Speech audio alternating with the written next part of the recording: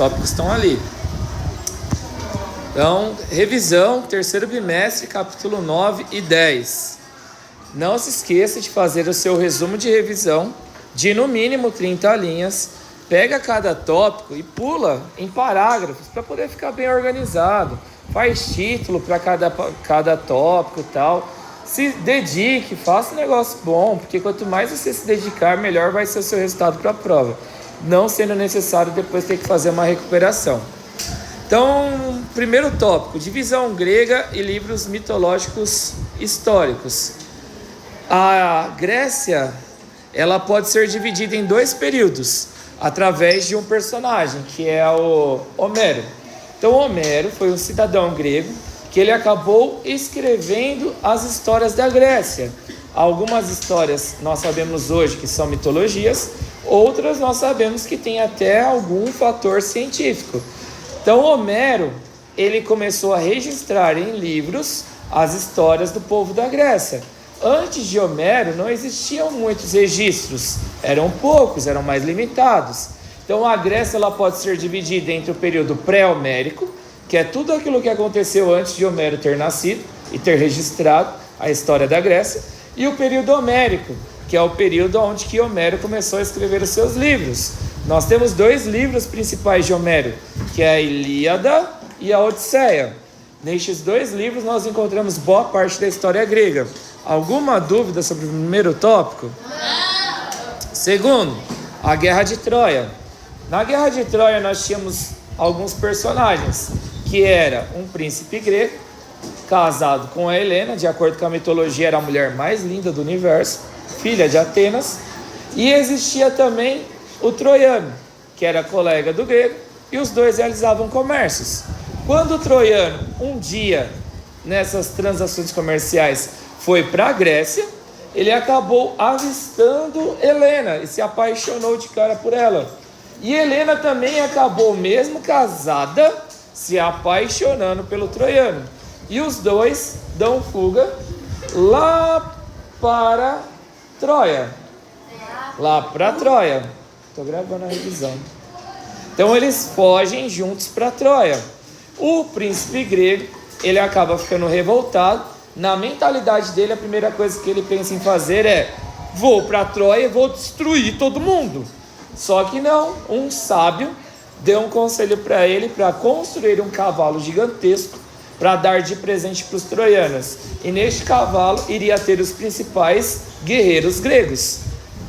Foi isso que ele fez, o troiano aceitou o presente. Ah lá, deu a mulher e agora está dando um presente. Este é um amigo, é um bom amigo. Aí de madrugada, os guerreiros destroem o cavalo e acabam com toda a cidade de Troia.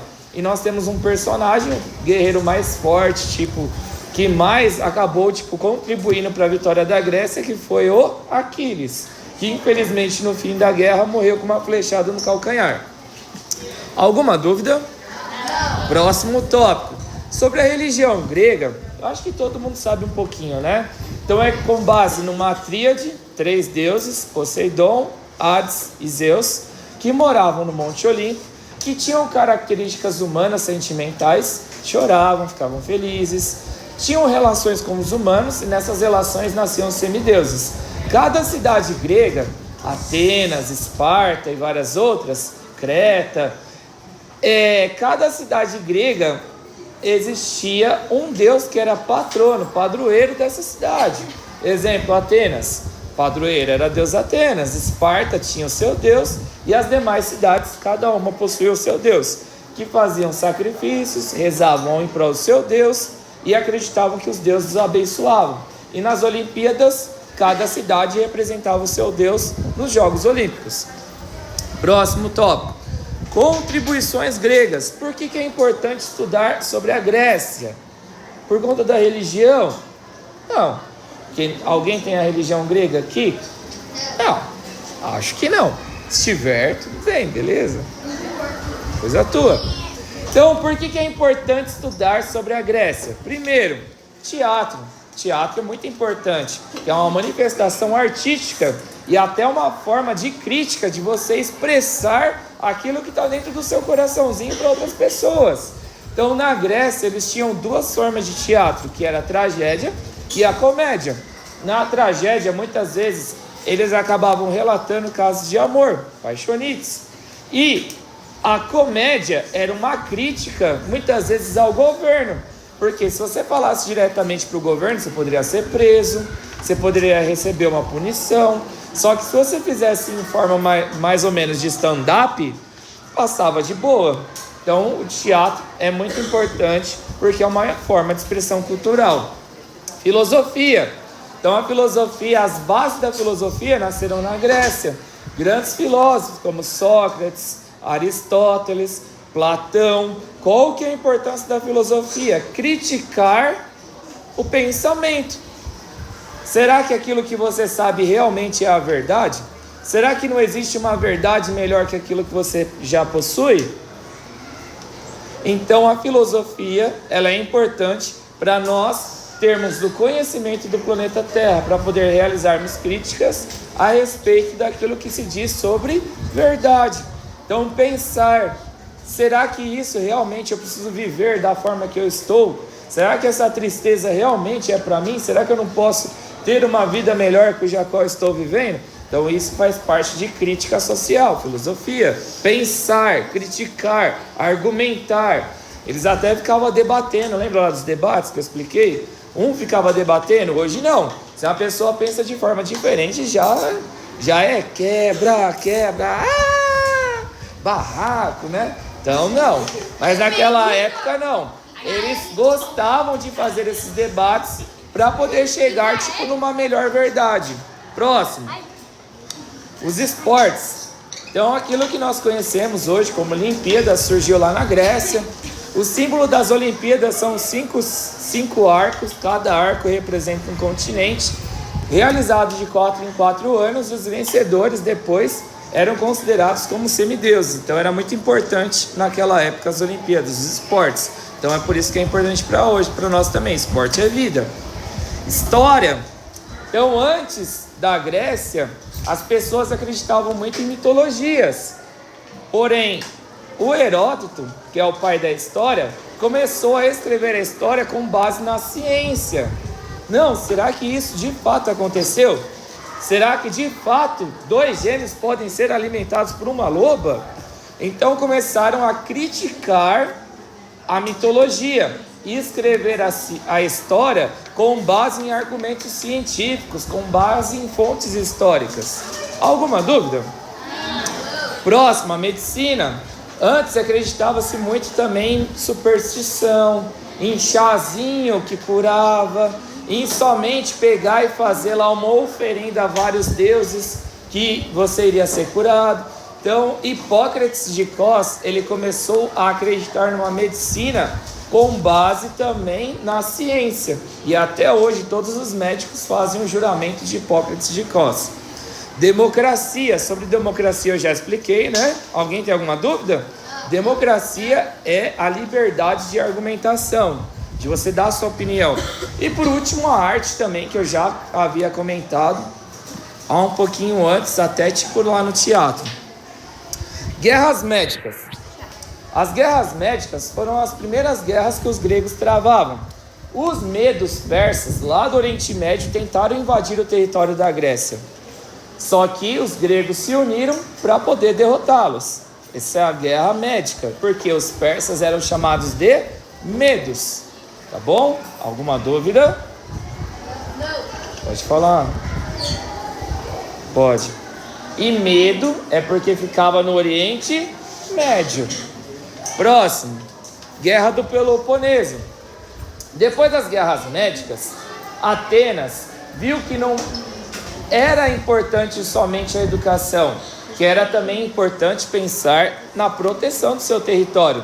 Então Atenas acabou conversando com algumas cidades.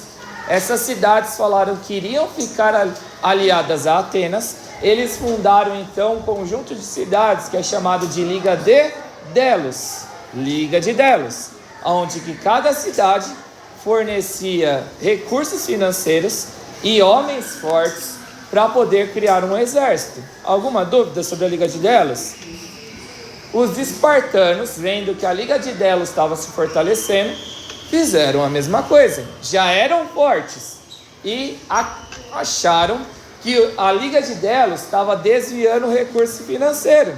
Então juntaram mais cidades que pensavam da mesma forma e acabaram criando a Liga do Peloponeso. Então nós temos a Liga do Peloponeso liderada por Esparta e a Liga de Delos liderada por Atenas. E ambas travaram uma guerra que durou mais de 20 anos, que só paravam nas Olimpíadas.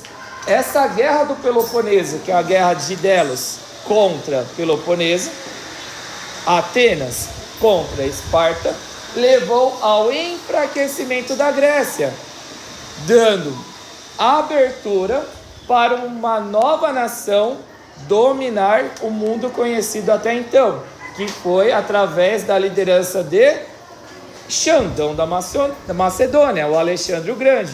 Então, Alexandre o Grande da Macedônia, vendo que a Grécia estava enfraquecida, dominou geral, a Europa, a África e a Ásia. Alguma dúvida? Não. Atenas, o que se refere à educação de Atenas? Em Atenas, a educação era muito valorizada. Eles aprendiam sobre ciência, sobre arte, sobre história, sobre medicina, sobre filosofia. Os principais pensadores do mundo, até hoje nas faculdades, nós aprendemos sobre esses pensadores que surgiram lá na Grécia Antiga, que nem eu citei, Sócrates, Aristóteles, Platão. Então, Atenas, a educação era muito forte, e a educação era para os meninos. Começava aos 7 anos, as meninas só ficavam cuidando do lar. As mulheres eram mega desvalorizadas em Atenas. Até quando chegavam os homens para se alimentar, as mulheres saíam deste espaço. Esparta.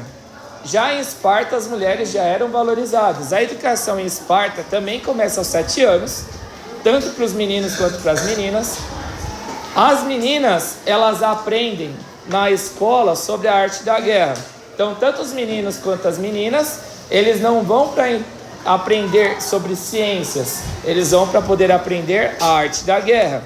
As meninas, então, elas aprendem a guerrear para que quando os homens estivessem fora da cidade, essas mulheres pudessem proteger o território de Esparta, defendê-lo dos inimigos. As crianças em Esparta eram somente aceitas se tivesse o corpo perfeito de acordo com eles. Então, alguém que nascesse defeituoso, não enxergava, não falava, não ouvia, fosse muito pequeno, fosse muito magrinho, eles acabavam matando essas crianças, porque para eles, somente crianças fortes e saudáveis poderiam ser guerreiros bons no futuro. Alguma dúvida? Quando essas crianças faziam cerca de 18 anos de idade, elas eram abandonadas para um teste de 1 ano, de 365 dias. Então não era dado nada para elas. Elas tinham que sobreviver 365 dias sem R$1 no bolso. Então tinham que caçar, tinham que matar, tinham que roubar, tinham que se proteger do frio, se proteger do calor. E se conseguissem isso em 1 ano, elas acabavam passando por um segundo estágio, fazendo parte do exército de Esparta, para poder invadir outros territórios. E assim a gente finaliza a nossa revisão. Sobre Alexandre o Grande já foi mencionado, né? Alguma dúvida? Então não esqueça de fazer a revisão a ser entregue no dia da prova.